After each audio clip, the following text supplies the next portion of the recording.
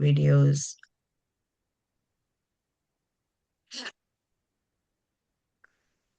So, good evening, everyone. Welcome to our online session today, the 31st of May, 2026. So, this is our sessions that educating people in different areas. So, our three pillars, our core pillars of She Rise is educate, encourage, and emerge. And we are concentrating on education this year, and that's why uh, we are adding all these sessions to rise with your heart and thrive your own terms. So, yesterday we had a wonderful session about budgeting, and then we identified how we can start a wonderful life with a consistent budgeting. So, we'll go to the next slide and then start our session acknowledging our our God and our land. Can we move to the next slide, Kamala, please?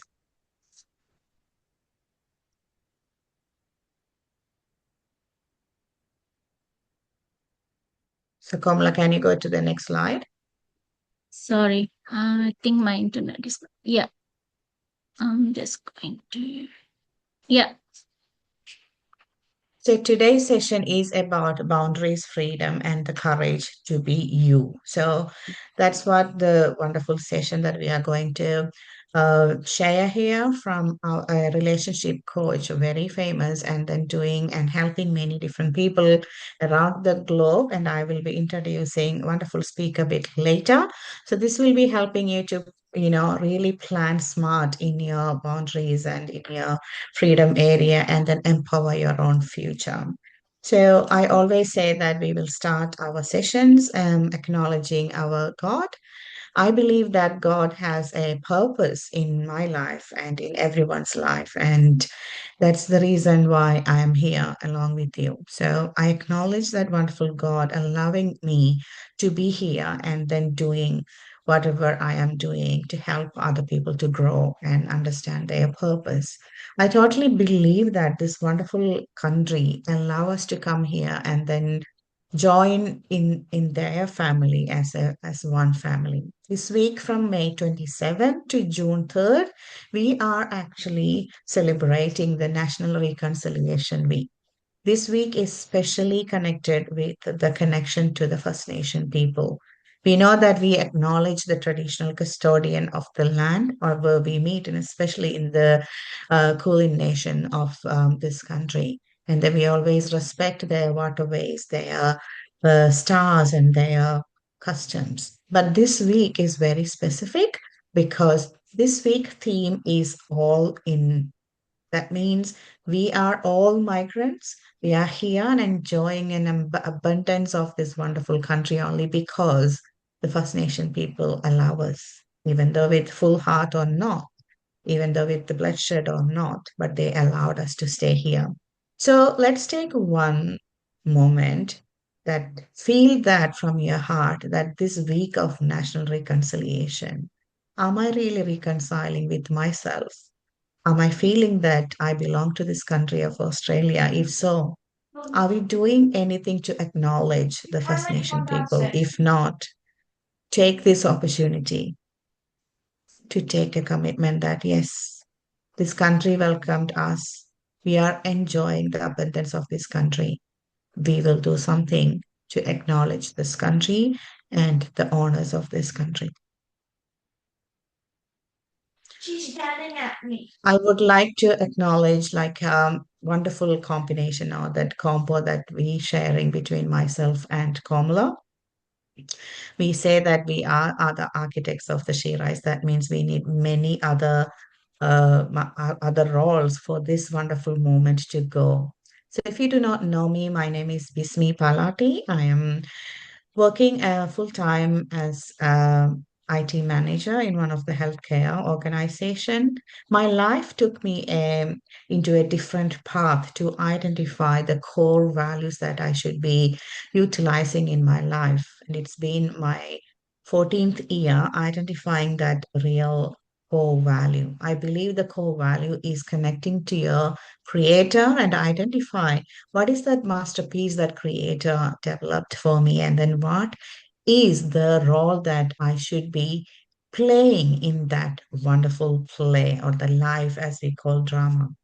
But I'm really focusing on my own life to build a next generation through my three boys. My goal is to build a generation filled with love, joy, and peace. Why I'm doing this along with Kamala is because I know that our life is there, and the reason behind our current state of lives may be unknown to many people. I would love to share the reason why I'm doing what I'm doing now to my boys, not by just telling, but by making a big change or influence to other people or similar minded women, especially. I believe if we educate women, we are educating next generation. So that's the reason why I connected with Komala, and we had this thought of helping other people through education and encouragement. That's how we can empower them. I would love you to share, Komala, why we are doing this and then who you are in that space. Thank you.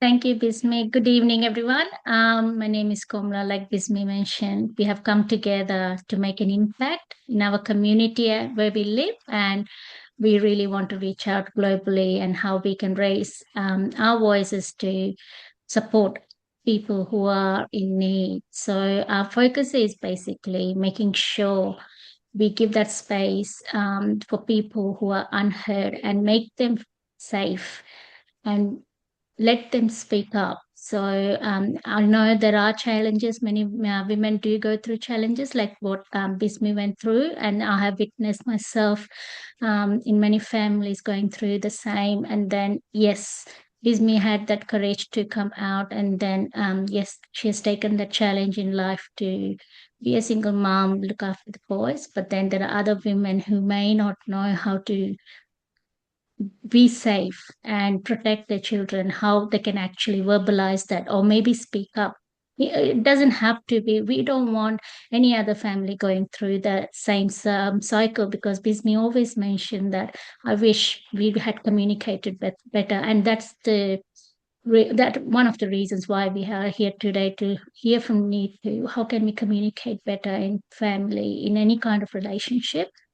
And this is that's our shared goal, and we turn that into a passion and a global platform for change. So why she rise? So we always get that question many times. So it's an unspoken need for century.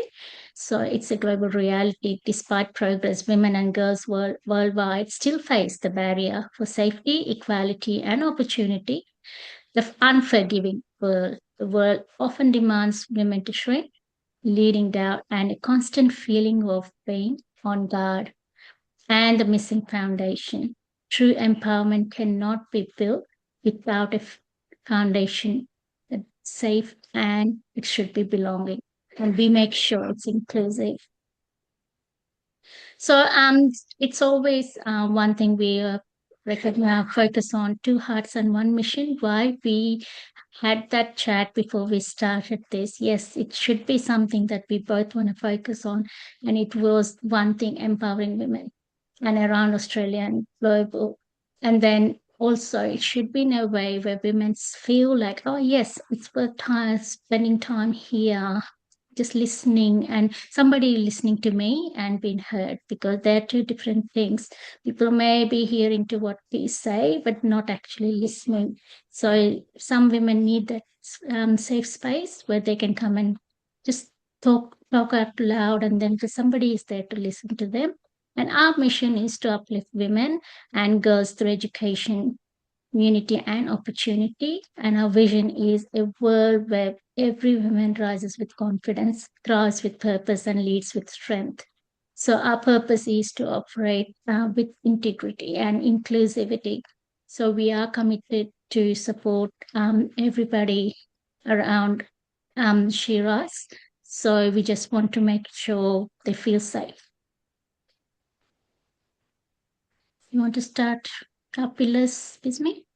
Yeah, of course. Yeah. And I know that, the people who joined yesterday may be hearing it again, but It's a for the new repetition. people, I would like to share because because it's a non-profit organization with the DGR, we need to really clearly mention what we are doing because it's a benefit of other people, not for, making that for the founders. And that's why we are concentrating on our pillars and working on the pillars. So, as you can see on the screen, we have different pillars. One is wealth, because without wealth or at the current scenario or in any life, you can't really thrive anywhere. So surviving mode is there, but at the same time, wealth is important. And that's the reason that we are concentrating on the financial literacy side. You can make money easily in different ways, but if you do not know what is the real budgeting, how you can save, how you can plan for your future, it is hard for you to have that consistency. And then you may end up in having stressful mindset that can lead to unnecessary sickness, and then your health may be in trouble. And that's what we identified in yesterday's conversation.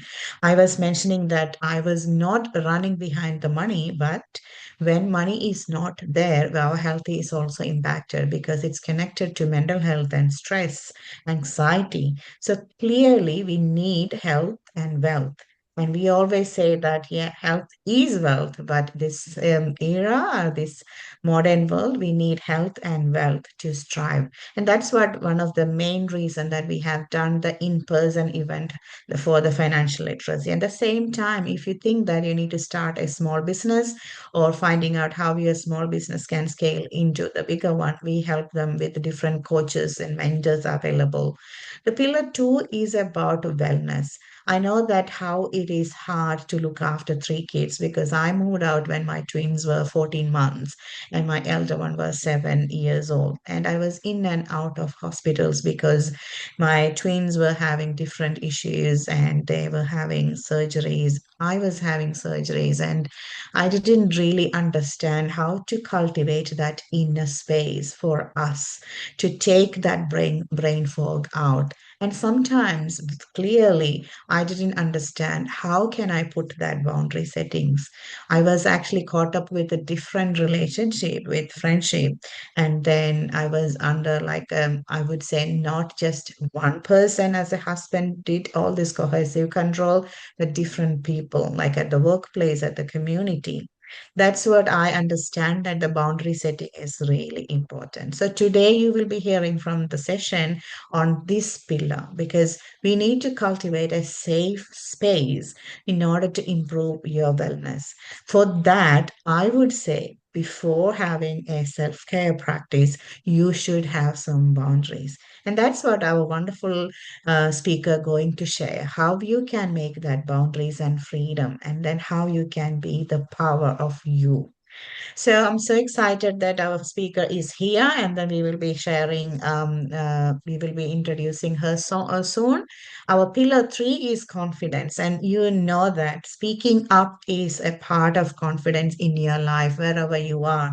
Even if you are in the kitchen, even if you are in a boardroom, in the church group, or in other community, or having conversation between a coffee, you need to speak up if you are not getting the similar level of respect or not understanding what you want to do. And that's why we are putting this pillar in an important way, that we have public speaking training, we have negotiation skill training, and leadership skills training. We have a 13 weeks resilient coach training is happening. And at the same time, we have an 8 weeks program for successful leadership. If you are interested to join for these free trainings, let us know. That will be running as a different sessions, not as a monthly online session.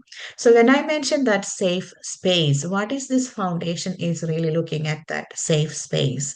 That space is for empowering yourself in your own term. We are not pushing you to do what you don't want to do now, but we are actually giving an area or a process to thing, or maybe a conversation to make, maybe a place that you can come and share your learnings.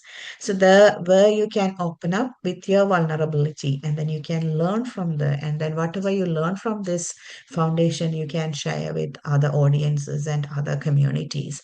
So our pledge is symbol, but that's where we are rooted. Every Shira's interaction is rooted in respect, confidentiality, and unconditional support. Your safe place is our launchpad. That is the what we are saying is that what correct. So if you are connecting with us and connecting as a volunteer or a support person, your growth is going along with the movement's growth. So utilize that safe space and we can rise together. That's why She Rise is for. So I'll stop sharing here. We'll let you to come Can in. you do the next one? I need to introduce her. Yeah. Okay, so that's for our time coming now. I need to introduce our speaker today. So she's here already. Her like what is she's doing, I just wanna mention, and then just wanna give you a bit of an idea of why we want she like coming here and then helping us to understand about this relationship. So we met her in one of our in network event, and the way that we connected was really thorough. And then we knew that she will help people, and especially women. So Neetu Wise is a relationship coach who works with individuals and couples seeking deeper connection, clarity, and confidence in their relationship. So her way of connecting to the people and making a relationship change is tremendous. She was doing this from last 5 years and helping more than 4,000 people in different ways. So in this session, she is trying to help you to understand what is the real problem in relationship, and then she will cover three things that most common women in our community have never had a space to talk about openly. So you are really, I would say, like in a blessed to have that conversation in this group. The first one is the woman who lost somewhere between being a good wife or a good mother. You had your purpose, but you lost someone. The second one is like why you can love someone deeply and still feel completely alone with them. What is really happening when the same argument keeps coming back? How your own childhood show up in your parenting, often when you least expect it. That's the point that I really liked about it. Sometimes I wonder why it is happening because I knew that it happened in my childhood. So Neetu's approach is something like that you never heard of. No generic advice, no surface level tips. The session is for the woman who is done pretending everything is fine, but it is no. And it is the session for the people who are ready to make that change and understand what is going to happen. So let's welcome Neetu Wise to She Rise session of education. So welcome Neetu, and we will allow you to share your screen as well. Yes, thank you so much. Appreciate it, both of you, Komala and Bismi. Appreciate it for the introduction and for this opportunity. So, ladies, where do we start? There's a lot of topics here that I've got today, and to be honest, I'm really passionate about what I do. What I want to do today is this is not a lecture. I'm just going to cover some important things that most of you, all of you, have probably experienced in your life, in your relationships. All right? So take a breath. You guys have made it here. Find a comfortable position because I want you to spend this time for you, so no distractions. However, I want to start with asking one question. One question first. When did you last feel truly heard in your relationship as if you actually mattered? Every time I have asked this question, in the seminar. People go, not many times. So please, this is an interactive session. Use this. Either come on camera, show us your faces, but if you don't want to, I understand. Use the chat functionality and be interactive, because that's the only way to learn. No one's here to give you any lectures. I think you already know enough. A lot of women in this room alone, this question that I ask, when did you last feel truly heard? This question actually brings up two things. Either they can't remember, or they haven't felt that way. Either way, you are in the right room. But before we go any further, I want to do something with you, with your permission. This is a simple thing, so please just follow along. For the next 30 seconds, I want you to close your eyes. Okay? Close your eyes for a moment. And I want you to think of a moment, a recent one, where you felt completely unsupported by either your partner or someone that you thought would be there for you.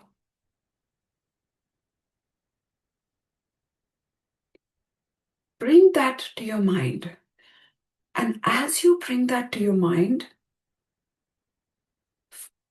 I want you to sit with that feeling. We're only doing it for 30 seconds, guys, so please follow along. Notice when you think of that person, and the feeling that they left you with, where did you feel that in your body? Some people feel it in their chest, some in their throat, as if it's suffocating, and some in their stomach. Now, notice, what did you do in that moment when you felt unsupported? Did you get angry? Did you go quiet? Did you shut down? Because that response, that automatic response, that tightness, that anxiety, that is your pattern. And that pattern was installed in you in your early years. So take a breath, a deep breath. And as you exhale, I want you to say this to yourself. I am not the problem. I am the pattern, and patterns can change. But only if we decide to change them. You can open your eyes.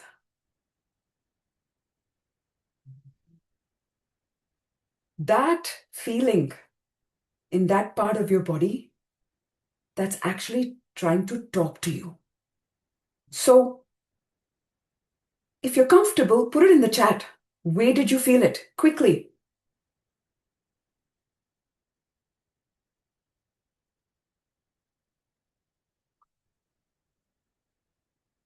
Chest, stomach. Yes, stomach is definitely anxiety. Anyone else? Heart. In your brain, as in your head. Yeah. Okay. Yes. Lots of people. Amazing. Good work. Good work. Carl Jung was a psychiatrist. Okay. Now, I don't know, maybe you've heard of his name, maybe you haven't, who spent his entire life explaining why we repeat the patterns that we can't seem to escape. Now, we've all got patterns. Some patterns are good, that are serving us well. So, for example, some patterns that your parents may have taught you, good work ethic, family values, looking after your health, these are good patterns. Some patterns that you caregivers, your parents may have taught you that are not serving you well is, for example, my mother taught me how to be a good girl all the time.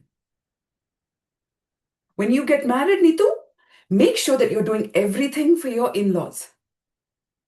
What is everything? Where do I stop? Where's the boundary?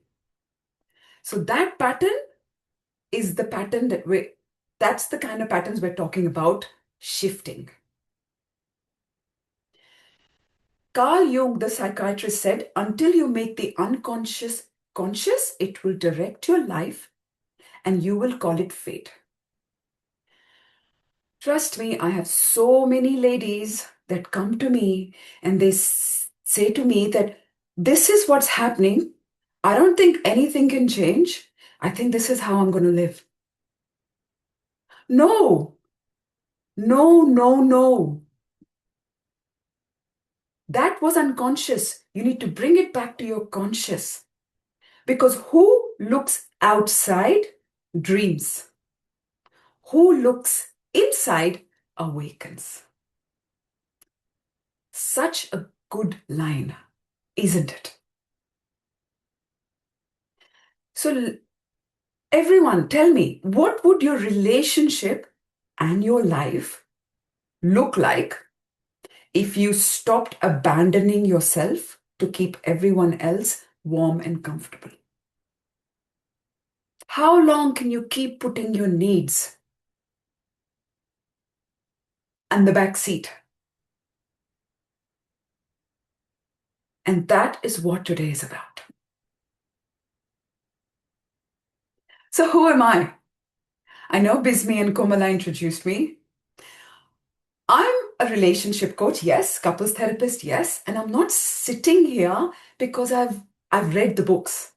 I'm here because I have actually lived it. Just like the ladies shared a little bit of their background. I was born and raised in India. I migrated to Australia when I was 16 years old, and I come from a very strict family.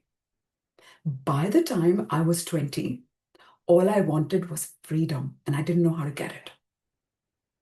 So when a man came into my life and said he loved me, I was 21, I fell for it. I was like, perfect. This is the perfect ticket for my freedom. Because when you've spent your whole life being controlled, marriage feels like the door out. It's like, I'm going to be an adult and I can now start making my decisions.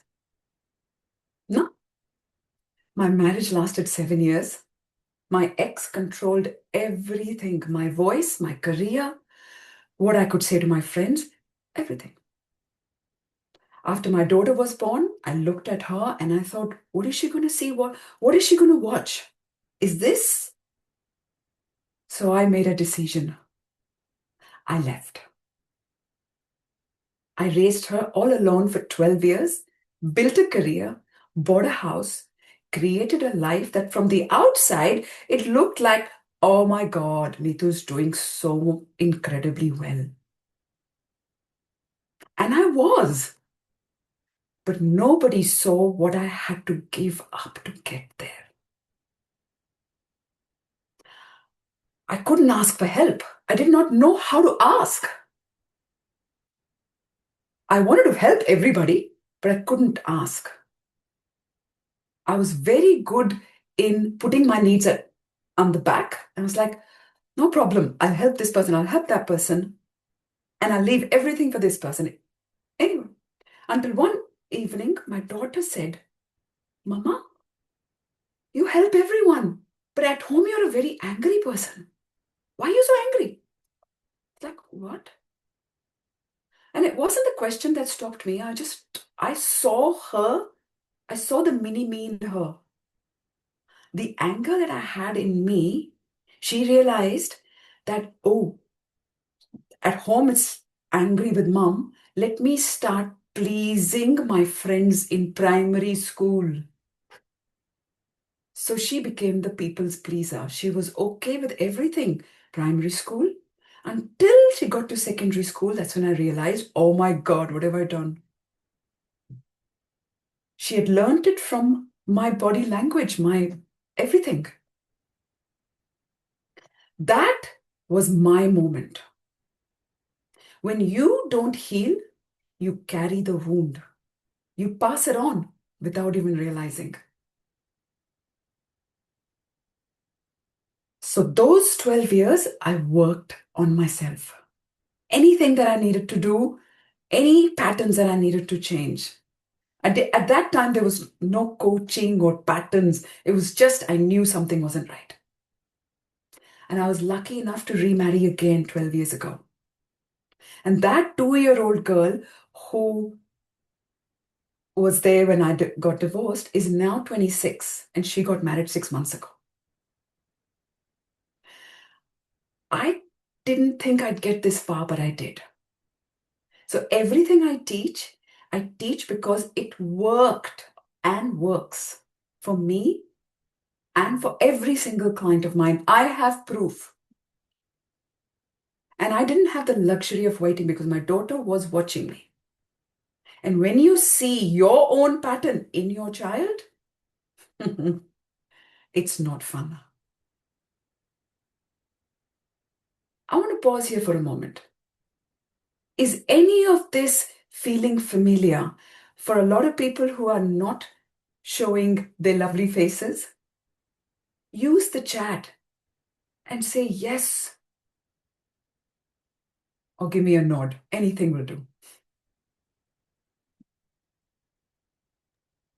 It's very familiar, Neetu, and I agree because I see a lot of patterns in my girls. And then I'm very honest about it because, and one of the reasons why I quit nursing, working for somebody else, and come out as starting my own business because my irritability, I could see the shadowing, and then I can see it clearly. They're Yeah. like, we never want to be a nurse, don't want to help anybody because you're not happy at home. Yeah. So I have definitely seen that because this was 20 during COVID when I was working like hell, like every single day, and then trying to manage, and then pandemic, and then I see my girls. They're not. They just see me like I'm not visible. I'm not available for them. I'm not Yeah. there for them. It's like we don't want to do what you're doing because Yeah. you never look after yourself or us. Yes. So yeah, I Yes. completely agree. Yes. Yes. And that's painful when you see it in your children. Yes. When they feel that you're not emotionally available for them, that Yes. hurts because It does. our parents hadn't been. So what do we need to change so they can come to us when they've messed up, especially when they've messed up? And this section that I'm about to get into is absolutely important. So please, everybody listen in.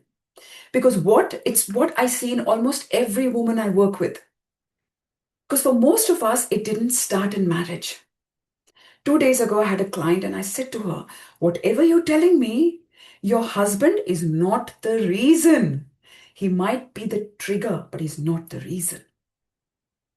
It didn't start in marriage. It started much earlier.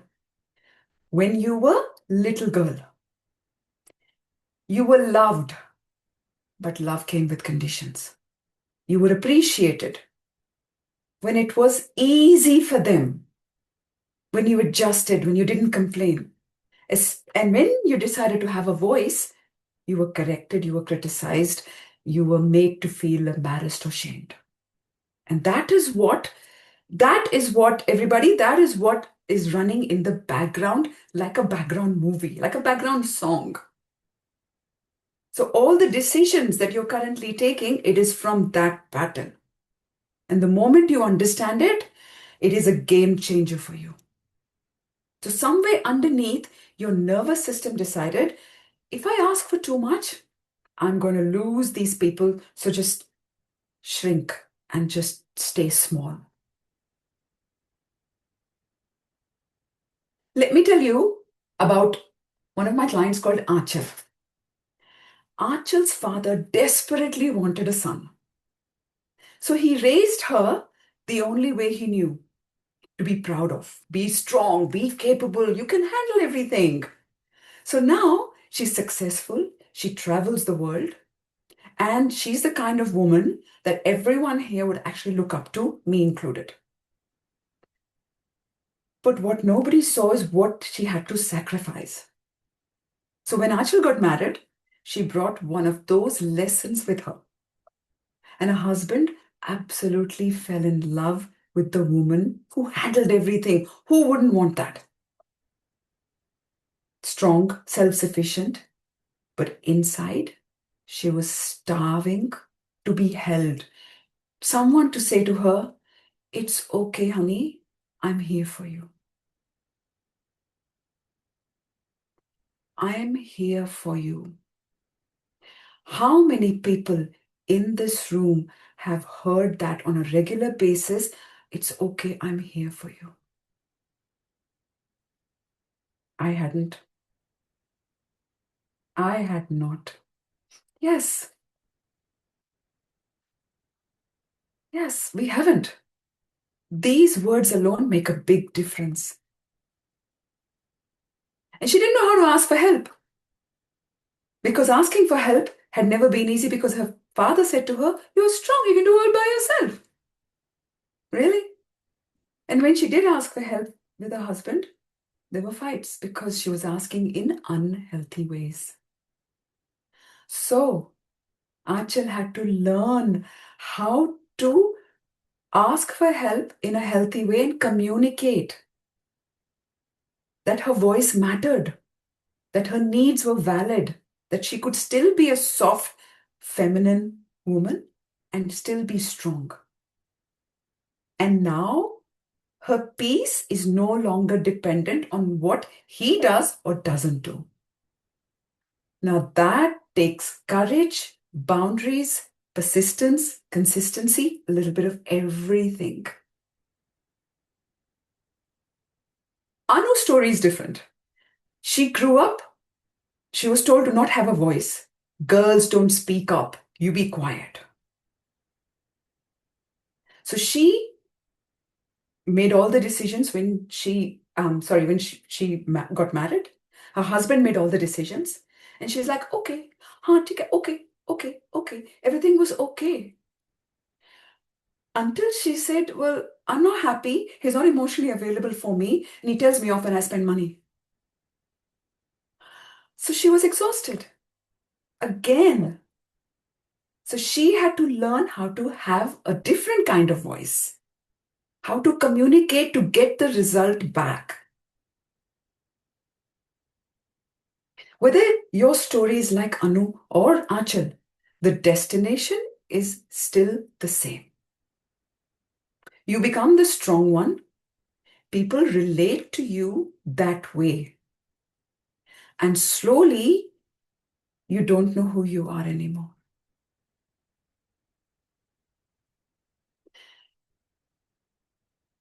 People, please pay attention to the next line. People don't respond to who you are or who you present to be. They respond to the version of you that you have consistently shown them. So when you say, "He doesn't support me," or sometimes it's not just that he's absent, it's that the entire relationship has been built, the foundation, has been built on you not having needs. And when you're in your 30s, and this is what my experience is, when you're in your late 30s, especially 40s, you start to realize, who's there for me? And you start to put your foot down. It comes out in anger, frustration, resentment. And instead of your partner or anyone who you're talking to, instead of them holding you and going, "Okay, yes, I understand you," you actually push them away. And you think, "God, isn't he listening?" So this is not your fault. If anyone has told you that it's all your fault because you've spoken, no. You were taught it, you were rewarded for keeping your mouth shut. And that belief that you should always be strong. Can't you just be grateful? I used to be told that. Can't you just be grateful for what you've got? At least you have a husband. At least he's doing that. In my case, my mother said to me, "You're having issues at home?" "Yes, Mama." "Have a child.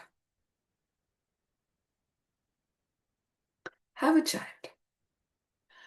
"Oh, yeah, that makes sense. Because once you have a child, things change at home." "How do they change, Mama?" "Oh, they change because your husband softens and he becomes more comforting." "Okay, I'll have a child." So I had a child. And my husband became the opposite.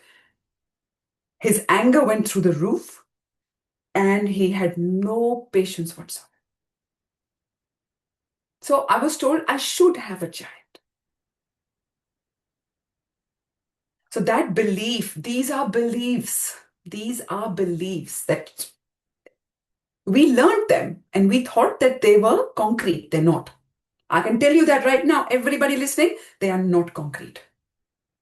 You decide to change it. So I want to ask you all a question. Each one of you, please either come on camera or just speak up anyway, it doesn't matter, or chuck it in the chat. What was that one should that was running in your life? I should not burden anyone, or I should be more patient. What was that one should? Think about it.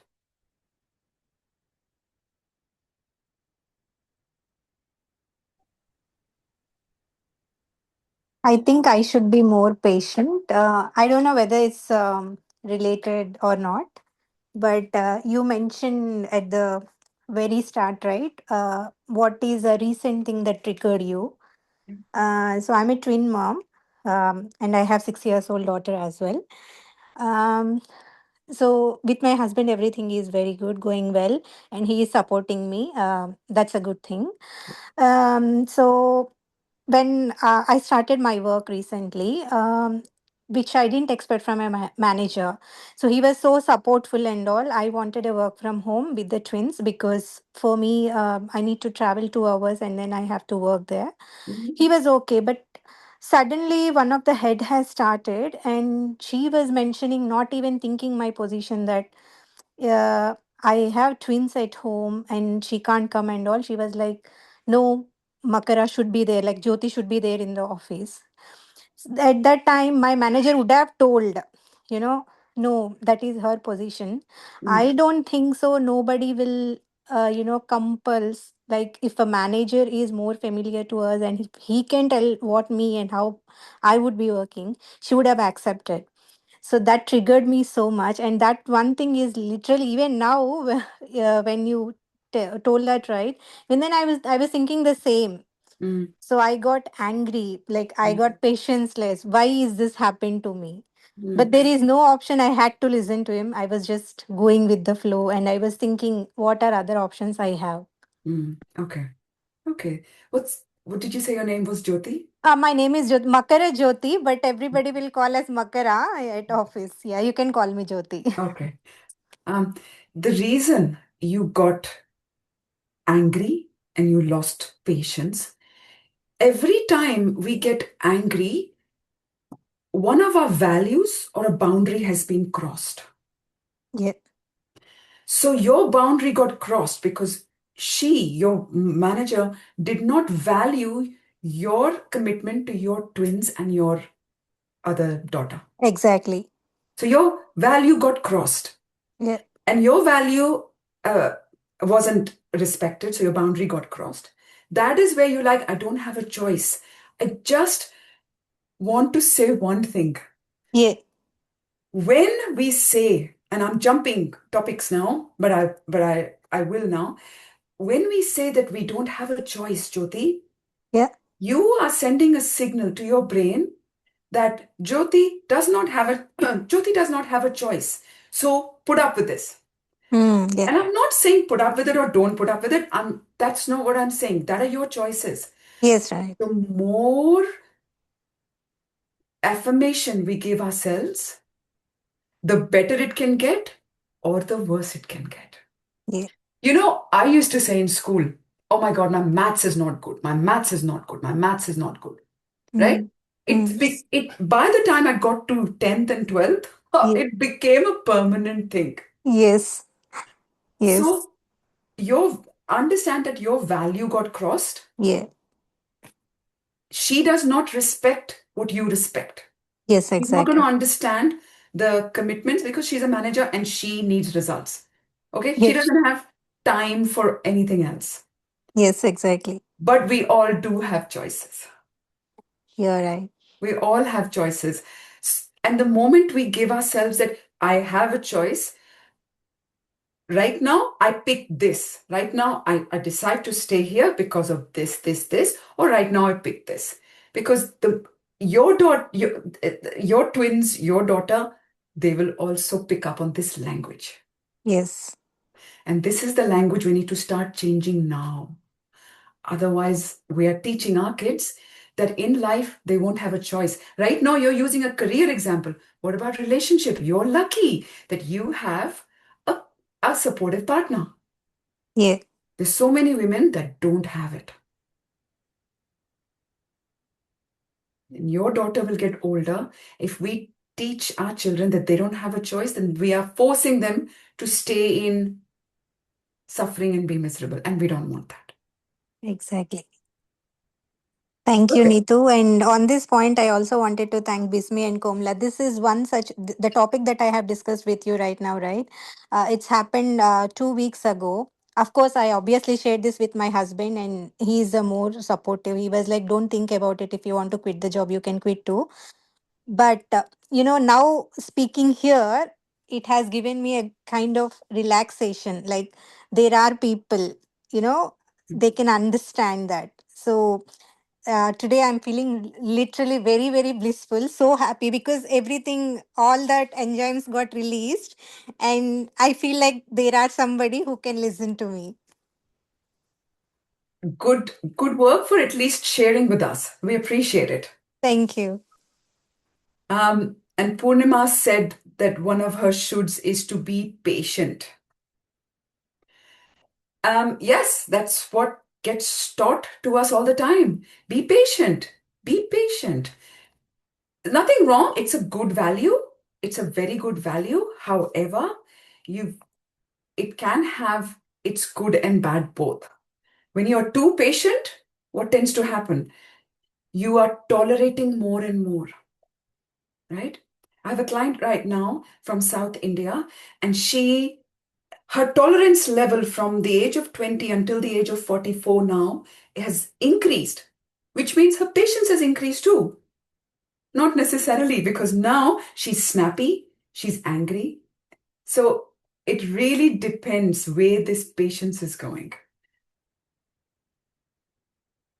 I All just right. want to share something, Nito, Of course. because I was also like, always was told to be good wife. So when I moved here in 2000, the problem I had is like I didn't have kids. So it's a shame to the family Yeah. that I didn't have kids. So and I need to be a good wife as well. So I was suppressing all the anger and the shame and guilt that I can't really become a mother, Yeah. but at the same time being to showcase that I'm a good wife. I was like sort of accepting all the alcoholism or whatever the things or Okay. abuses happening Yeah. inside and outside in my community. So I would say that sometimes, even though we have patience, we will like we suppress. But what I understood is that my real nature or like behavior changed with that patience or suffering of that behavior from my partner. And some were like, and it's continued up to 18 years. And then the breaking point for me, it's more of like, I can't really do this anymore because I will be losing my kids. So the patience was there, as Purnima was mentioning.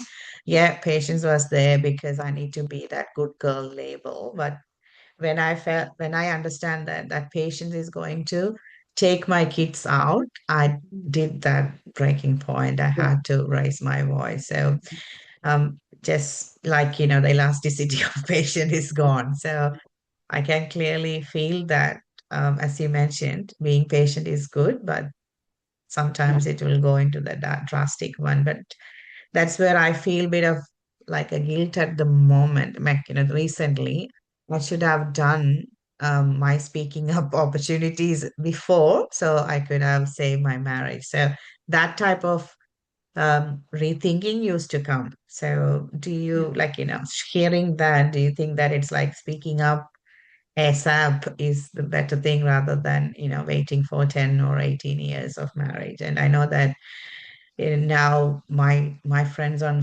my age, it's around 25, 26 years of marriage. And they always used to say that it's too late now, just stay there as it is. So That is wrong. they don't really worry No, about coming out of it. no, that is wrong. It is never too late. Mm, It is never too late, because the good girl thing that you think, it's called a good girl syndrome. The mm, good girl syndrome becomes a good wife, becomes a good mother, good daughter-in-law, and good everything. And you're not good for yourself. You mm, are toxic for yourself.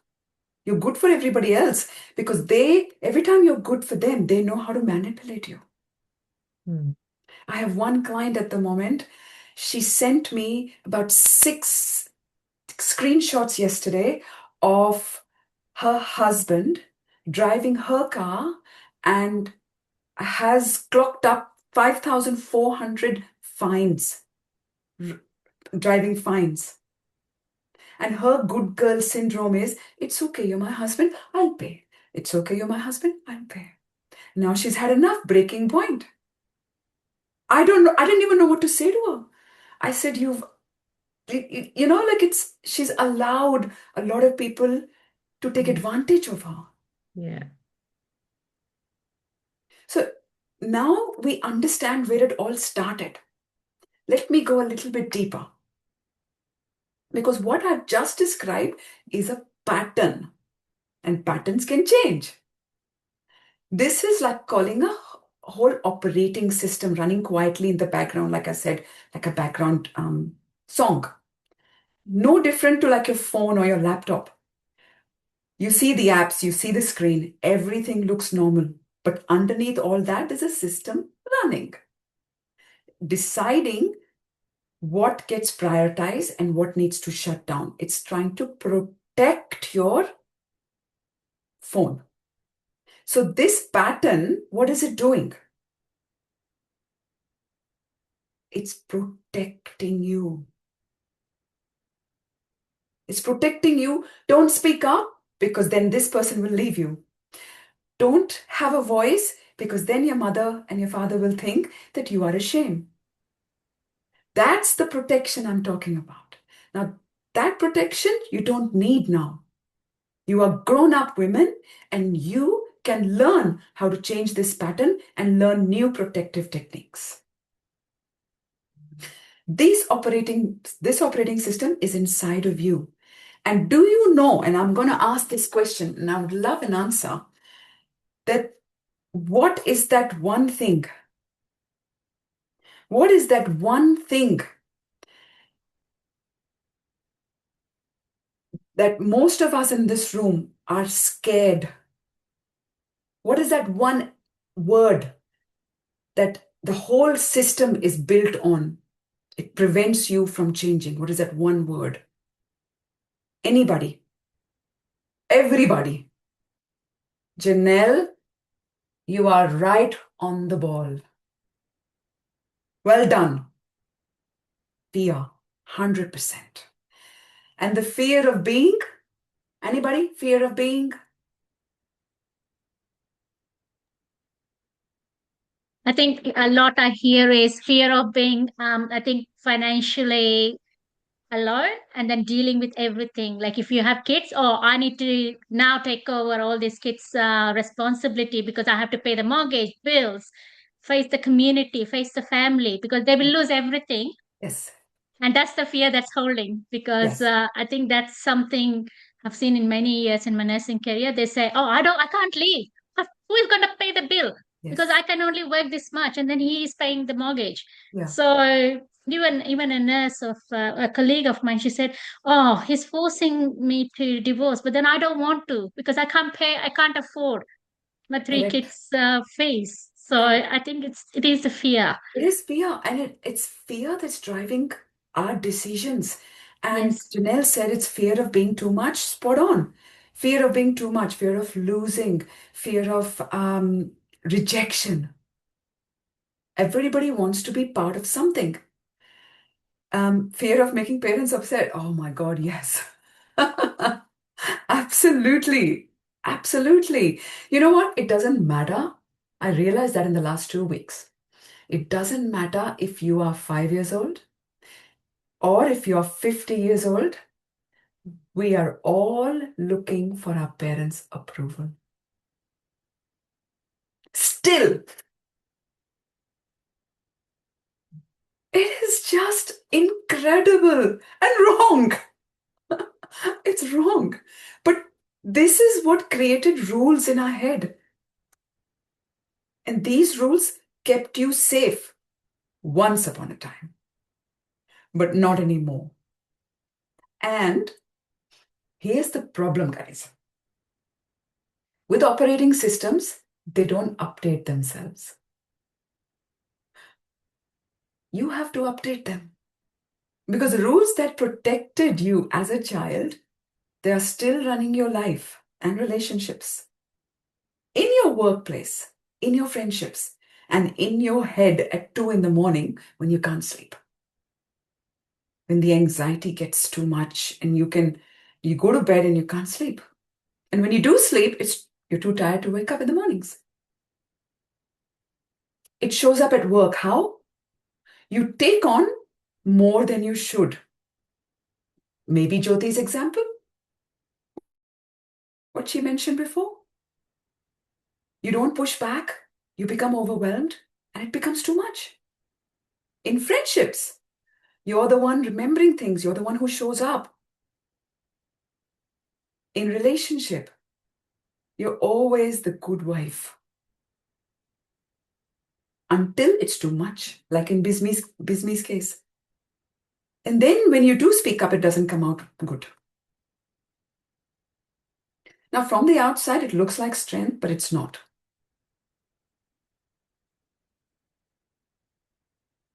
So let me explain. I haven't shared any slides today. Never mind. Are we okay with this? All right. It's There's a going couple. well. Like, it's more of like intimate connections and Yes. conversations. But Yes. anybody unmuted, if you want to see the You want to slide or share? Please share. yeah, Yes. This is yeah. your place. Janelle said it was the fear of embarrassment. Yes. Bismi said, I'm waiting for a day that my mother's saying to me that you are doing good. Bismi, you need to talk to me after this. I just want to share one thing, Neetu, You need because to talk to me after this. yeah, Yes. I'm even every night because we call every night, maybe 1 or 2 minutes, and then she can see like the different things, what I'm doing. But her conversation will end up like this: if you are not going back to your husband, whatever you do in the world, you are not good. So she's still living in that, like, definition of good girl. Yep. Even though I don't care too much, but if I'm on low, that will be a big trigger for me weeks because I will think in this world, she's the so-called only connection through to me because my dad passed away Okay. and my brothers are there, but still, like, mom is my soul connection at the moment. She can't understand why I'm doing what I'm doing. Then I will think, what's the point, this whole world, how they can understand. So that's a bit of like a big fear still, but as you mentioned, I know that some things you can't really change. We just shift around and then do the things that you feel that what is good for you and your community, and even my boys. Yeah, yeah. I will connect after that. So the question I want to ask you is, Uh-huh. what if that never happens? I am actually expecting that that will not happen because it's because day by day she thinks that I'm getting arrogant, and I will not. make it happen. So I know, I would say that she may not feel that anymore. Um, so I want to make myself ready that, it's all right. It is not You're her not ready though. acknowledgement. Still working in that, yes. Yeah.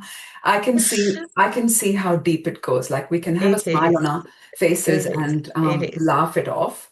And that's what makes us strong, doesn't it? When we smile it off, Yeah. we say, it's fine. A lot of time it's not. It is. It's Yeah, not. that's true because we need to, like, lots of things we need to hide with that strong face. And then people will say that, oh, she's so adamant and she's the reason for everything. I used to say that that's okay. If I'm stressed and upset, I'll put a bit more lipsticks. That's it. So Yes, there you nobody go. really worry about it. And a lot of women, when they are so stressed, they can't sleep. They'll go on Amazon and buy stuff, buy shoes, buy bags, or whatever. That's also one of those signs that they're not happy. One of my clients is so just brand new client, so busy avoiding her home front that every weekend she forces herself to either host a party or to go to parties. She's avoiding, she's running. So even though in your heart, Bismi, you are saying that I am expecting her to never accept, it's not fully integrated. Because deep down, we all need our moms. We all need our moms. It's a grief when the mother is not there. It's a Yeah. grief. And that grief really needs to be worked on. Otherwise, it comes up in every area of your life. One woman came to me once, I remember, and she was convinced that the issue was her children. She was snapping, feeling guilty, and felt like a failure as a mother. Look what I've done to my children. I'm divorced. Look what I've done to them. We've all felt that. So we started there. And in the first session, it became very clear. This wasn't a parenting issue. This was a relationship issue. Now, when I say relationship, a lot of people think relationship with other people. And yes, it's usually with other people. But the biggest problem happens in intimate relationships. And when I say intimate, I also mean it, relationships with your parents because they're quite close. These are the people that actually trigger us the most. So relationship with yourself has got to be number one. I ask the women I speak to that who is on the pedestal? Who in your head, who is on the pedestal? Partner, mom, sister, friend? I said, remove them, put yourself on that pedestal. I literally had to ask a client yesterday because she was so disturbed. She said, I have a tiara. I said, when you feel like shit, get up, put that tiara and walk around in the house. Because your mind, every time it looks in the mirror, your face will go, oh, you're a queen. I am a queen. I am a queen. And the more you say to yourself, the less work the other person has to do for you. Less expectation you have. Because the less expectation you have, the less resentment, especially with your moms and your husbands. So she was so emotionally depleted in her own relationships, she had nothing left to give her kids. So like Komala said before, we don't want to become nurse because you come home and you're angry at us. I don't know if it's now or it was before, but that's physically and emotionally depletion. You're burnt out. So you have no energy left for kids. So parenting isn't the problem here. Parenting was the symptom. The problem is deeper. And I've seen it work the other way too as well, where people come to me for marriage issues. Husband is too busy, neglected my needs, he's not available. And as you go deeper, what comes up is the pattern that started with her children. So on the opposite side, she had put everything into her kids. Her time, her free time, her identity, her worth, her entire emotional world, that her marriage took the backseat. She preferred to lose herself in the children, and her marriage was simply reflecting it back.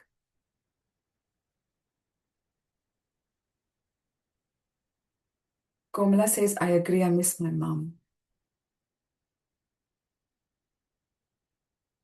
Yes. Yes. I miss my mom too. But my mom is well and truly alive, but not available. So there's a lot of grief here as well. It's both different type of grief. So if you all came today thinking that your problem is your kids or your husband, please, I think you've understood now. Because in my experience, the place where it hurts is rarely where it started.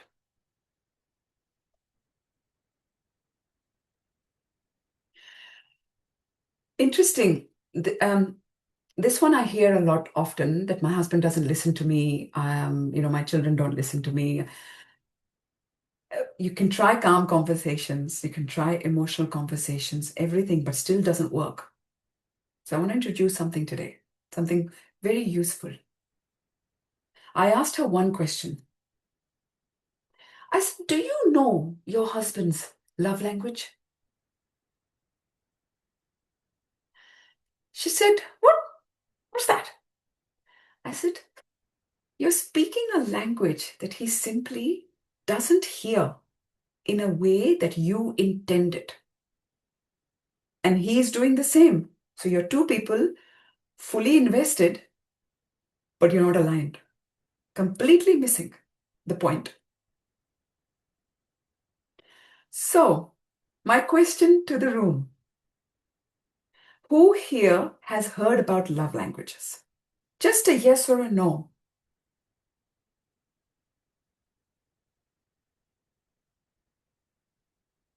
Yes? Okay, yes. Great.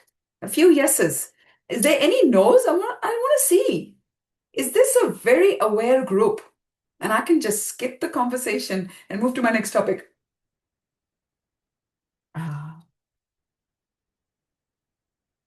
So for people who have heard about love languages or not heard, some that haven't heard, there are 5 love languages. And I will quickly share my screen for very quickly. There we go. 5 love languages. Words of affirmation, physical touch, acts of service, quality time, and receiving gifts. We all communicate differently. Okay? It's not that you don't know how to speak. And it's not that the other person doesn't know how to listen.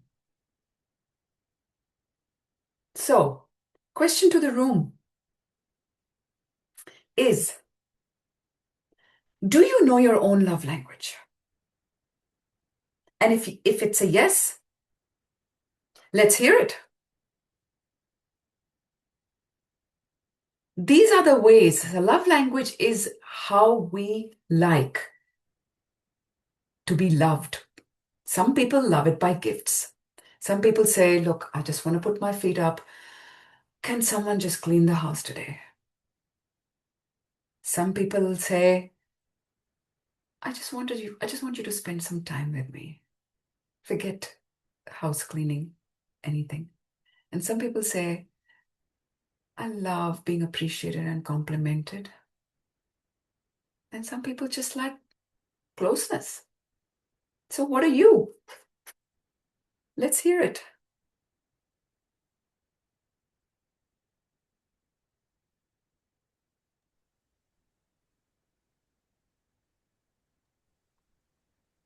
I think it's actually changing when we grow older, maybe. Before, like, I do remember younger age on my birthdays, I must get a gift to feel that I'm loved. And I do remember my second birthday after my marriage. The first birthday, I got amazing, wonderful surprise. The second one, I actually did all different, food and gave everything special. And even at the midnight, I asked, "What is the day today?" And then my husband told, "June 22nd. What's about it?" And Oh, he didn't, remember that birthday. It broke me like anything. okay. Maybe from that incident, gifts or expectations is actually changed as my love language. So I just a question like, yeah, I know that there's five different ones. I think maybe the experiences can change to different type of love language. So maybe I will pick up what Purnima mentioned sometimes. Give me some space. Don't talk to me or give me some time by myself. That Yeah, may be something that my boys can give as their love language. So yeah, um, that is one thing that I felt like, before it was different, yeah. but maybe aging or maybe experiences, it's actually. Um, Basically, normally no. Mhm.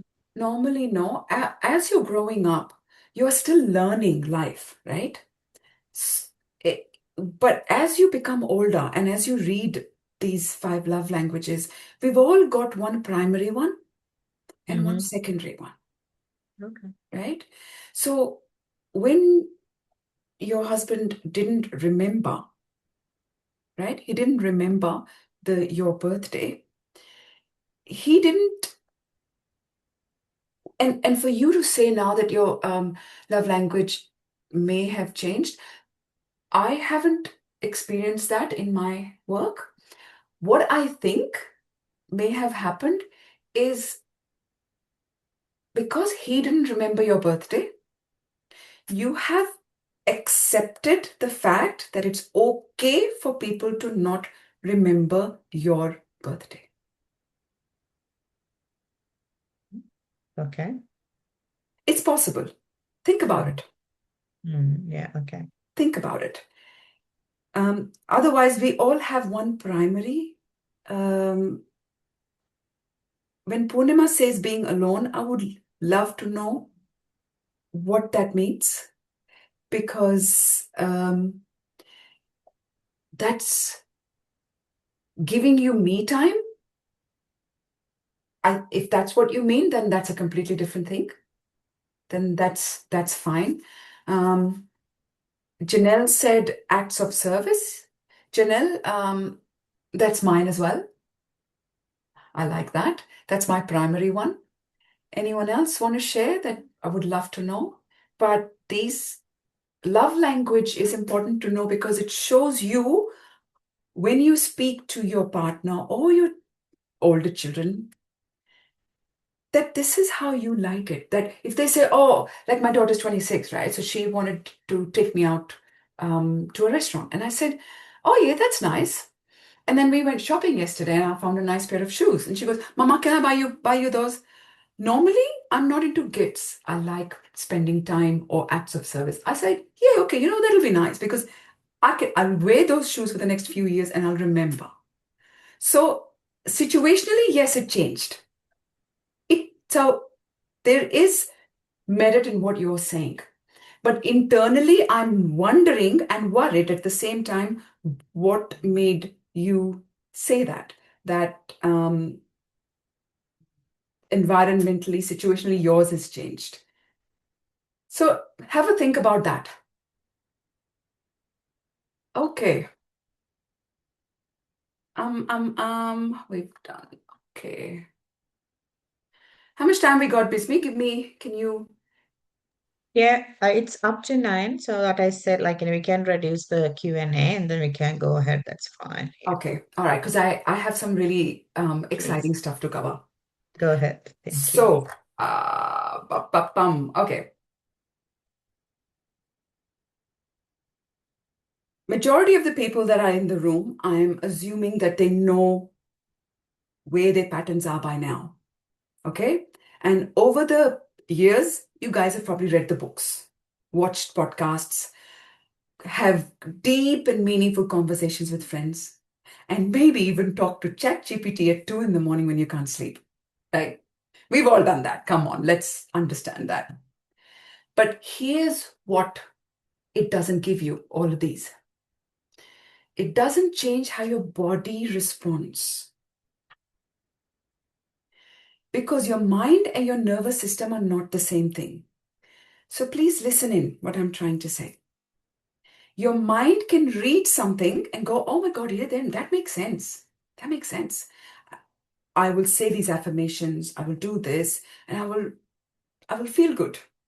Right? So for that client of mine who was going to walk around with her tiara, she can do that as often as she wants. And it's not like it doesn't help. It does help.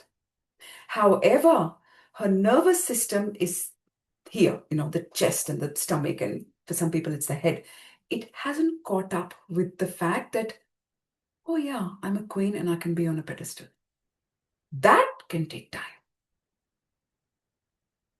Because your nervous system runs on something much older. There's a blueprint. That was wired when you were a little girl. And that wiring doesn't update just because you've been listening to some books. And this is why knowledge alone is not enough. It's not about understanding yourself more deeply. It's about giving your nervous system new experiences, real practical ones, repeated ones, that your nervous system starts to believe that a different response is safe.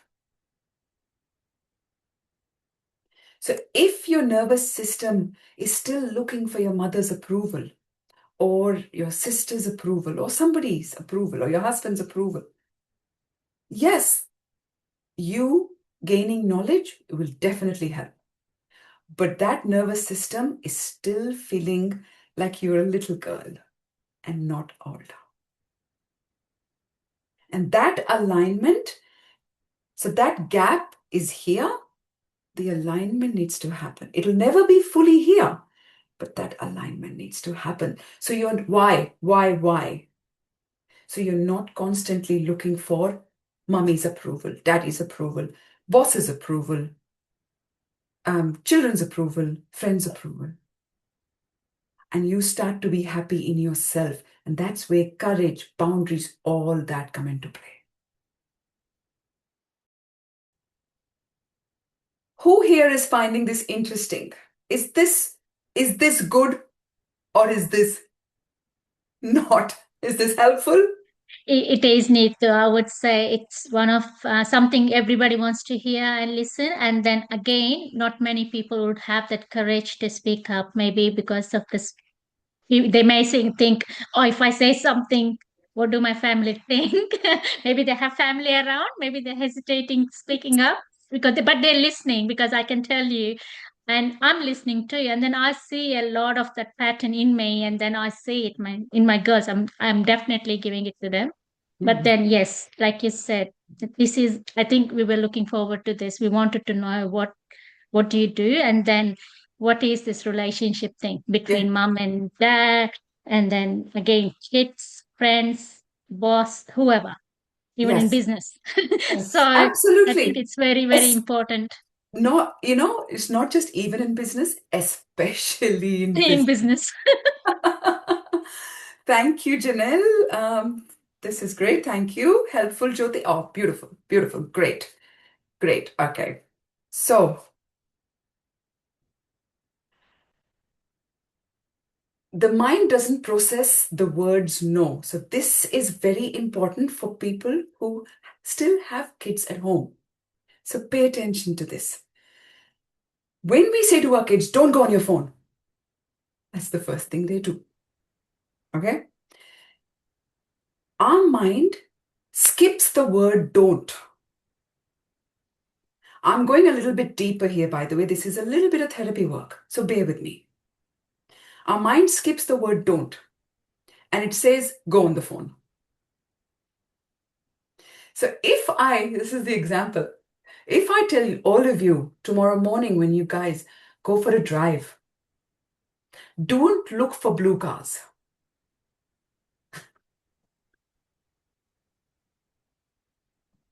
You look for blue cars. Because your mind straight away not only skipped the word don't, but it visualized a blue car. This is how smart our minds are. So why am I sharing this right now? I'm sharing this because I want you to understand that your mind needs a specific instruction. So when I said to Jyoti before, when she said, I don't have a choice, I stopped her straight away. And I said I was jumping topics. This is the topic. Your mind is saying, oh, you don't have a choice, so go and suffer. She might still go back to work, it's okay, but she always has a choice. And this applies to how we speak to our friends, family, kids, partners. Don't get anxious. Stop overthinking. Don't overreact. We've said this. And we not only we said this to them, we said this to ourselves also. We correct ourselves. In some ways, correcting ourselves is okay, but not all the time. It's a difference. I'll explain later. Your nervous system doesn't hear the instruction. It hears, when we say don't get anxious, it hears the word anxious. And it never helps. We get more anxious. That's why. It amplifies it. Because why? Because the attention went there. What you focus on is what you move towards. When a child is climbing up a tree, although children don't do that anymore, instead of saying to them, what do we normally say to them? All right, you guys tell me. I'm giving all the answers. You will fall. Yes. Yes. Be careful because you're gonna Be fall. careful, don't fall. Don't Yeah, fall. watch out. Yeah, don't fall, watch out. It's not good. Yeah. Yeah. What could we Be, replace it with? be brave. Try again. Or hold on tight. If it's the Hold tree, on tight. hold on tight. But the first thing is come, oh my God, don't fall. I usually do that. Jyoti, you? Yes, yes. I always do that. Whatever my 6 years old do, they were like, no, no, no, you might fall. Tomorrow there is a school. Don't do this. Don't eat Yes. ice cream. You might fall sick. But my Yes. husband will always opposite to me. Let her eat. She will get the immunity. You eat. Let her do it. She will come to know. Be Yes. brave. Like that he will be telling. But yeah, I'm the very first person. No, no, no, no. Don't do it. Don't we all love Jyoti's husband? You? We saw him. He's an amazing person. Oh, Yes. Jyoti. Amazing. Amazing. We love it. We love it. All right. So, I'd like to do a practice today. How many people do we have here today? 1, 2, 3, 4, 5, 6. Hang on, is that 7 or 8? Including me, is that 10 or 11?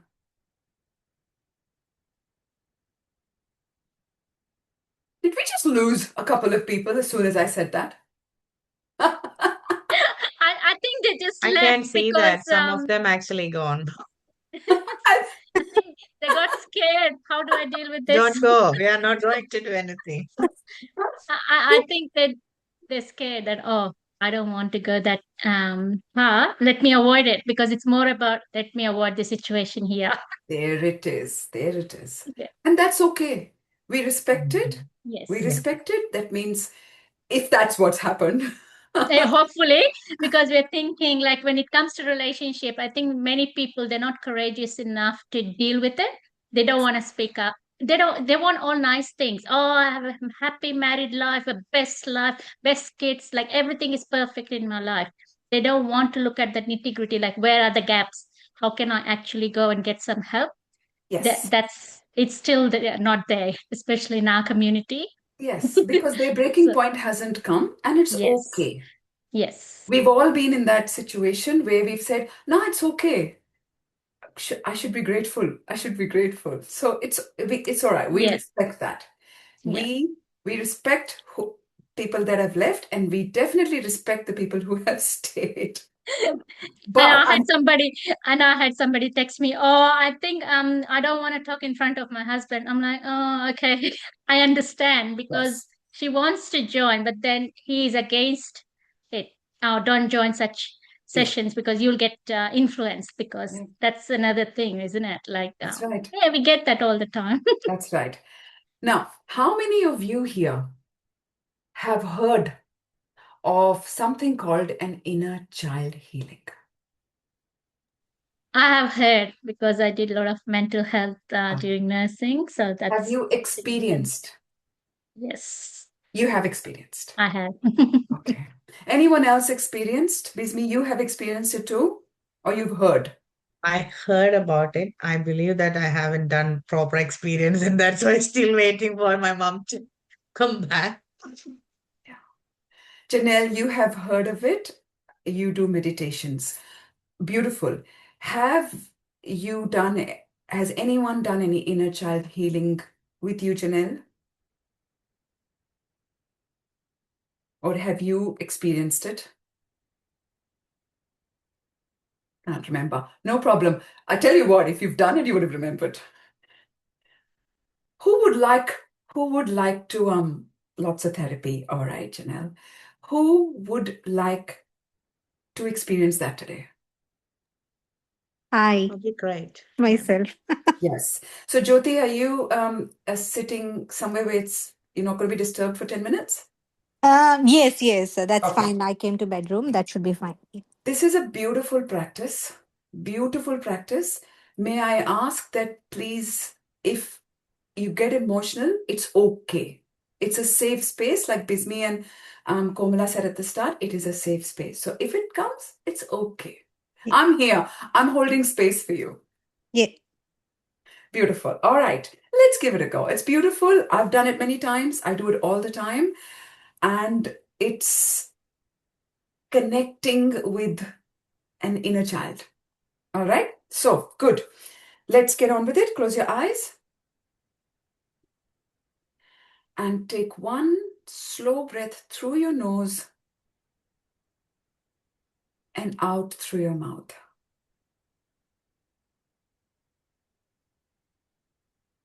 Feel heavy in the chair that you're sitting in. Drop your shoulders. Let your jaw soften. You're not going anywhere for a few minutes.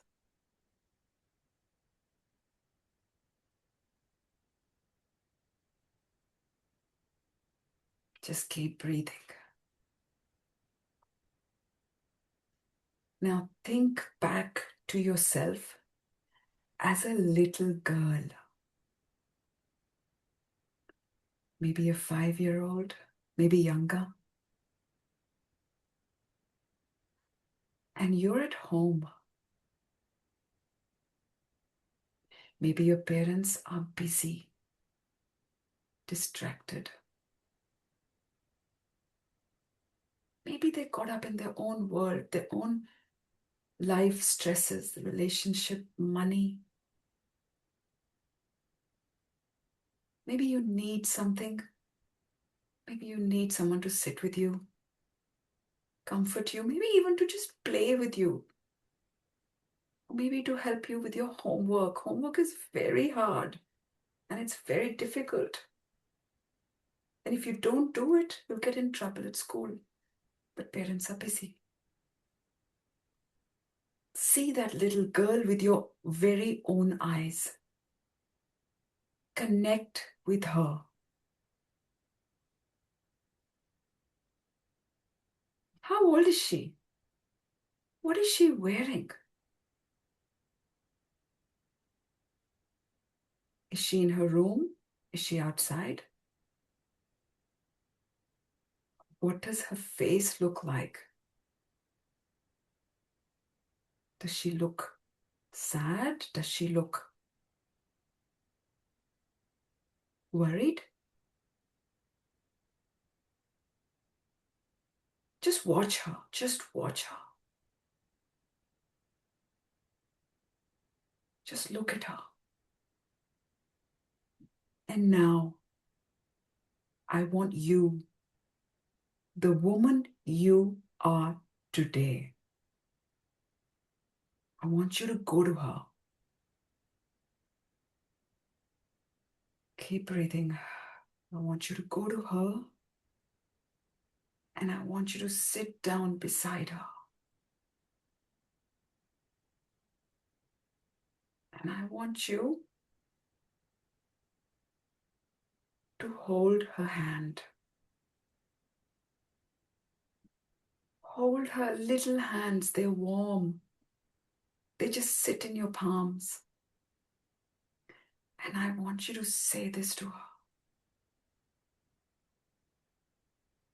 Definitely say by your name. So if it was me, I would say, Neetu, I am here. I am here for you now. I know you just want to feel loved. You want your homework done, or you want someone to play with you. But you know what? I'm here now.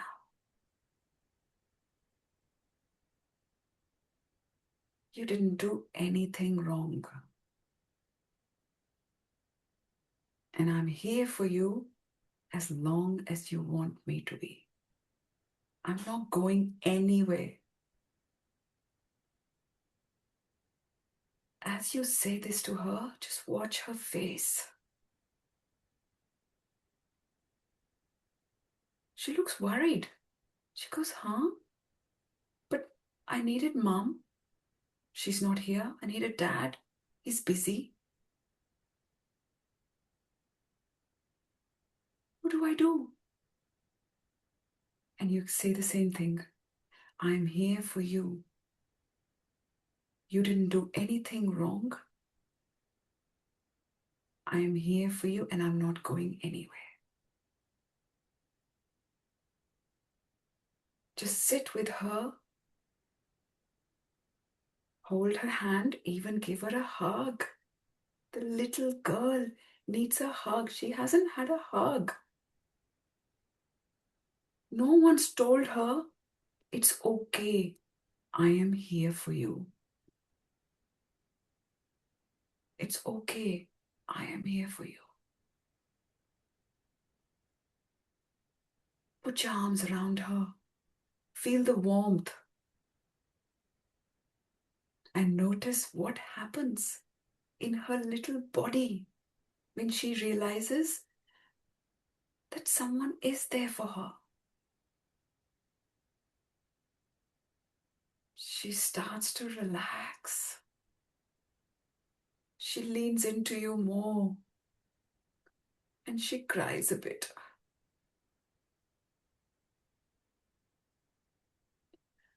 And as you hold her, something in you shifts too.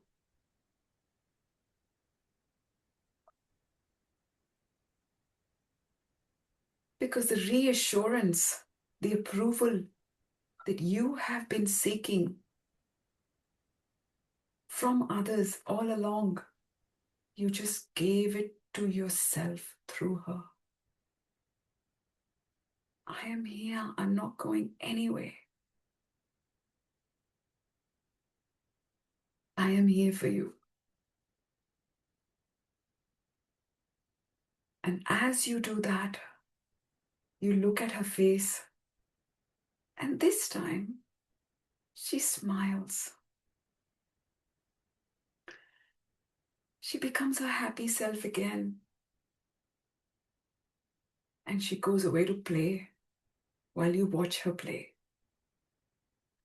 And you tell her,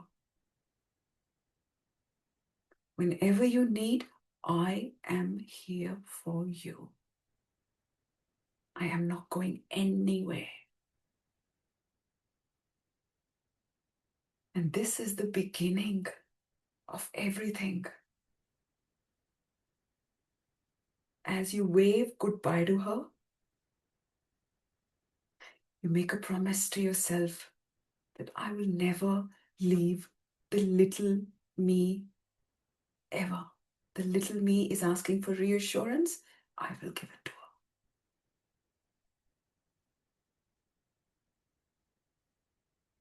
When you're ready, take a slow breath in and exhale it out. With your eyes closed, gently bring your awareness back to the room. Wiggle your fingers. Feel your feet on the floor. Ground yourself again. And when you're ready, just open your eyes.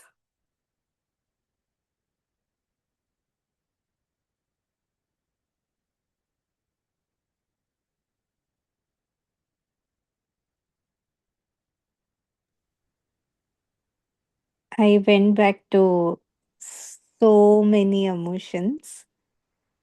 Uh, yeah, I can't express as well. My life itself, it is having a very good part at the same time, bad part as well. Um, I don't know, maybe I'll just finish it in, 2 to 3 minutes. Because I have to tell this, otherwise you will not be knowing what I'm going to say. My dad is from a very rich family, very, very rich family. He born and brought up very rich. He used to eat in a golden spoon and all. And, our olden days when they used to do the matches and all, my grandmother and all, they were like, they are a rich family. That's why they married my mom to my father. Mm, They put a business and all, and somehow happened, and we lost everything. Everything means everything, yeah. because we were traveling everywhere in the car, and we had got so much of respect because that we had money and all. But suddenly when we lost everything, right, not even our relatives, even our neighbors, nobody were looking after us so Mm, properly. mm, My parents, they were caring for us, okay, but still, because they are in this dilemma, right, some way that connection was missing. Like, so much of fight between them. mm, You did this, that's why we lost this. You did that. mm, But they were forgetting some way that myself and my brother was there, and they need to take care, mm, right? mm, So they were like, ah, no, don't go for play. That's okay. They will ask you this. Their mom will ask you what happened to you, this, that, and all. Be at home and play with your toys and all. So somewhere I felt like I lost that childhood. You know, mm, mm, that between 5 to 10 years, you want to play with friends, you mm, want to go out, you want to do small, small chores.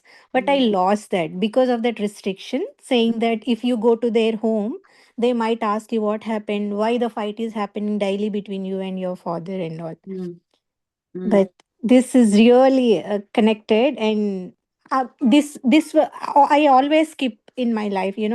mm, I don't want this to be remembered again and again, because it hurts me a lot.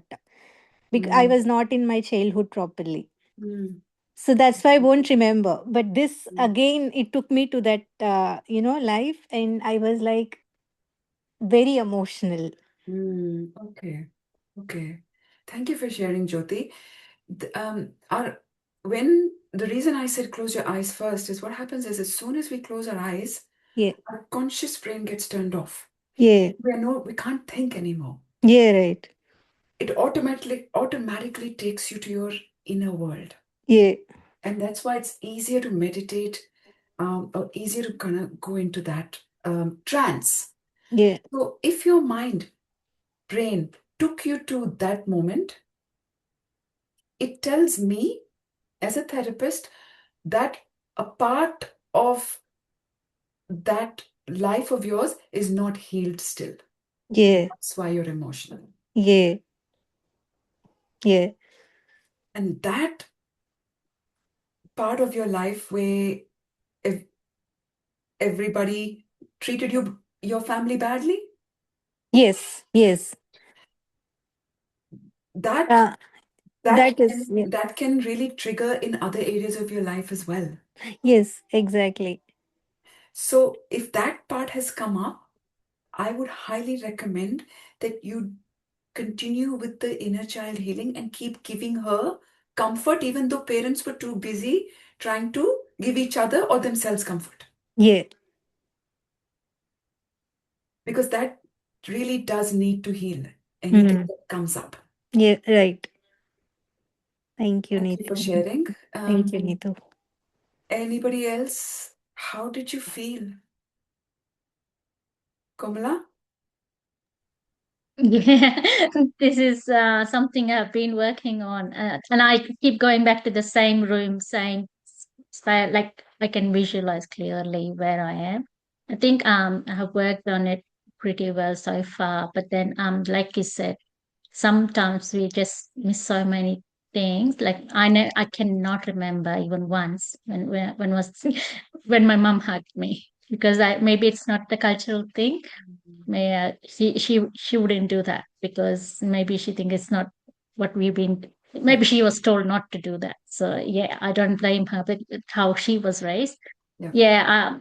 Mom and dad both, like they don't hug you when Yeah. you're crying. They just say, "Oh, it's okay." They will listen to you. They console, but then it's more of yeah, that hug makes difference. The hug makes a big difference. It sort of closes the deal, so to speak. Yes, yes. Did you guys, if anyone wants to share, please share, but did you see the face before, during, and after? Yes. What was the face before and what was the face after? I visualized like it was more for me like a smile after. Mhm. I think it's more of a relief. Oh, I have somebody who's listening to me, and then I can go back to somebody. Like I can now go reach out, Yes. have somebody who can give me a hug, and then they can listen to me. That Yes. kind of because at the start, I every time I go back into it because I've been doing with somebody, and then it's like, oh yeah, just sad. It's just unknown, not certain about what's going to happen if I share. Yeah. It's more kind of Yes. situation. I think Yes. it's more, yeah. Yes. Okay. Anyone else wants to share their experience?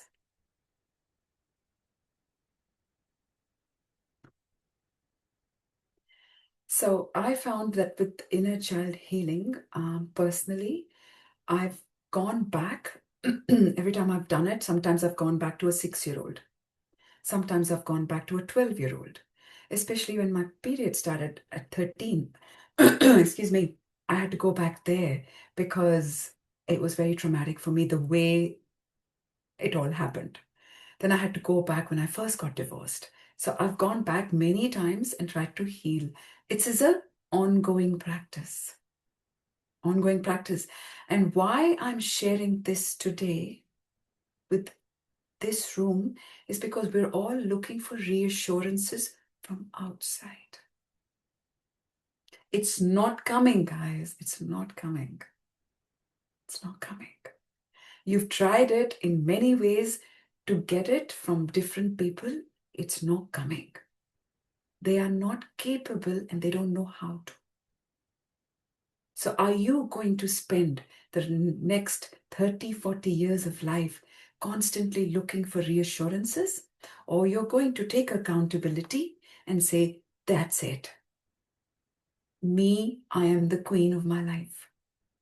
I will take care of me. I can give myself what other people, my caretakers, couldn't give. I can do it.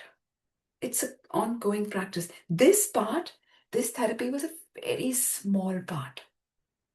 Otherwise, we address the root cause of your anger, root cause of your fear, root cause of your guilt that you can't shake. We address all that. How many of you enjoyed this practice? I would love to know in the chat. Please tell me. Janelle said, I remembered how my father struggled to stay present after our family split. It devastated the adults in my family, and I felt ungrounded and alone at times. But I felt relieved by the end of the exercise. Beautiful. Well done for doing it. That is the whole idea. You cannot go back and change the past. You can't go back being a little girl. But if you can do this, it is game-changing. Thank you. Jyoti, thank you. Janelle, thank you. And Komala and Bismi, thank you. Thank you for giving me this space to share this with people. No, So, thank you, Neetu. Really appreciate. I think, like you said, every time I go back to a different age. Like sometimes I'm in.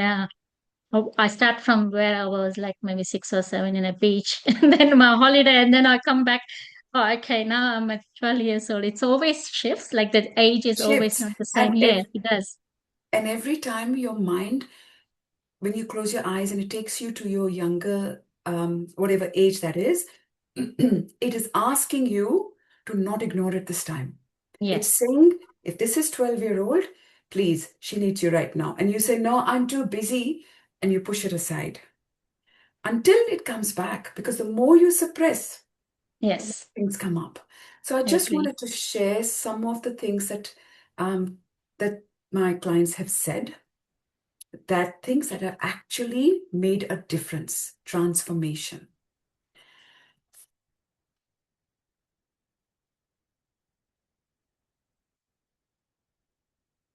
There you go. So the fear and anxiety, deepest insecurities.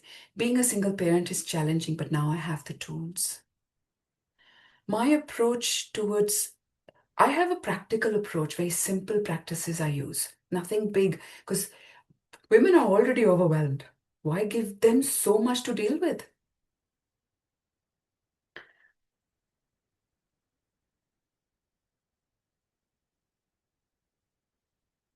All right. So, Neetu, I just want to check with you, like, how we can connect. Do you have any yeah. slide or yeah? So I'm just 2 more minutes and I'm all done. Thank you. So I want to ask you something before we finish. How many of you recognized yourself in what we talked about today? Right. And how many have recognized yourself saying, oh yeah, and then gone home and then nothing has changed? Same patterns are there.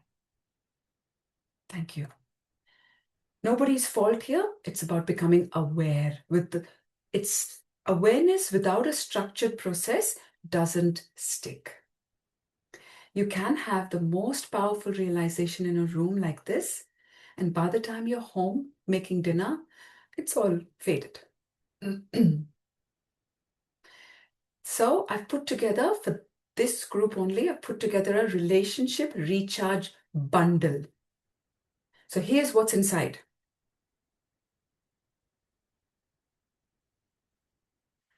You get immediate access to the relationship 7-day challenge, where every single day there's a video and you learn one simple practical shift to work on.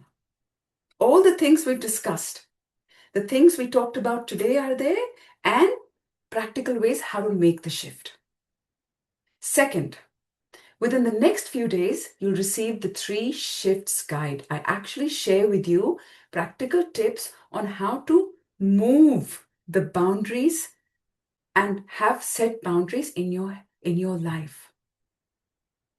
Practical shifts. This is deep personal guide that goes into exactly why you feel the way you do in your relationship and why the pattern keeps repeating no matter how hard you try. So whether it's in Komla's case where her children say that, whether it's in Bismi's case where she's looking for reassurance, or Jyoti's case or Janelle's case, we all need things that are practical that you can work on straight away. And the third, you'll receive a guided audio process where you put your earphones in and I guide you through to a deeper process. Because everyone has parts in us, a part of us that says, stand up, speak up. And then the other part says, be quiet, you're a good girl. Now that is a conflict. So the part that says speak up is also protecting you, and the part that says shut up is actually also protecting you. The audio process, the audio that I have, when you listen to it, it shows you how to quieten the part that says shut up and how to make this one a little bit bigger. So it stops you from shrinking. And most women feel a shift after the first listen. So 3 things, and here we go.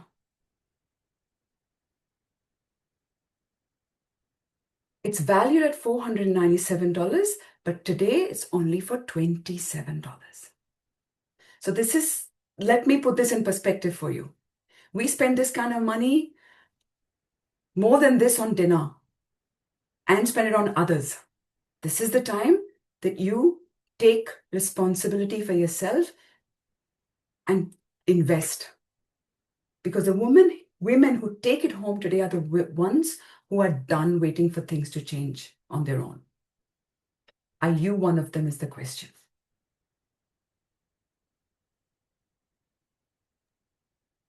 Thank you, Neetu. Thank you for that. So how do anyone who wants to go ahead, how do they make the payment? Is it a Just about to, sorry, I'm just copying the link. Yeah. I'm putting it here. Oh, in the chat? Perfect. Yes. It's there. Yes. And that's all. Thank you very much for the opportunity, for letting me speak today. Neetu, Thank it's you. showing Speak. $47. I'm not sure. Yes. Okay, great. That's great. And I will keep the link and then, share with the people who already left as well. Perfect. So that's 47, right? Does it say 47? Yeah. Yeah. I'll change it. It's actually 27. Oh, okay. Okay, that's great. Yes. And it is amazing because, we need guidance. Yeah. It And was I can 47 for the group last week.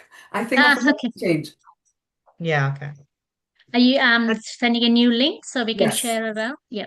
Yes. Just give me Yeah. a We'll one. share with people who Yeah. have Give me not 2 minutes attended. while Yeah, we no talk to problem. each Yeah. other. Yeah, okay, sure.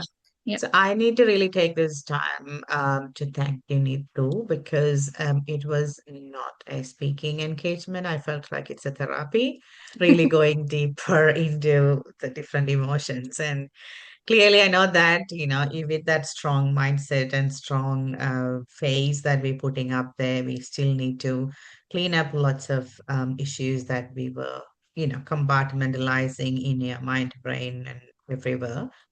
And it's amazing that we have opportunity to heal and make it better. So, and the way that you connected with us, it's amazing that Yeah, thank really, you. uh, I believe that it's because you understand more of like a women's way, how they go through, and then you already go through the similar situation. So Yes. it's amazing. And thank you for openness from our people and our clearly telling what they felt and then what was happening in their lives. So thank you so much. I know that it's bit like other people are gone, but we would love to wish you a wonderful birthday and an year ahead for you, Neetu. Neetu is celebrating her birthday tomorrow.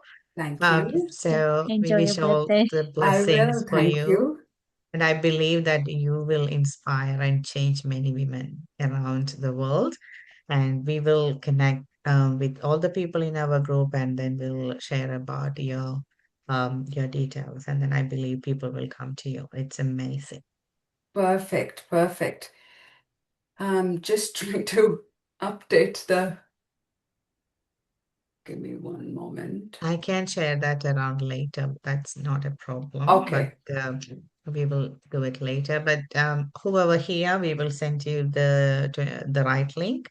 And hope that if you go through the sessions and if you have any more questions, connect with Neetu. I will be sharing her FB contacts and how you can connect with them. So thank you so much. And it's 9:01. we're keeping our time. And thank you, Kamala, for being with me And in this thank you, Bismi. journey Thank you, and all Neetu. the And thank you, people everybody. And who thank you, opened Janelle, so especially. well. Yeah. Thank, The Happy birthday, journalists here. Neetu, and thank you Yeah. so Thank much. you. thank Thank you. you. Thank you, guys. Thank you Thank so much. you. Have a good day. Bye bye. Yeah, bye.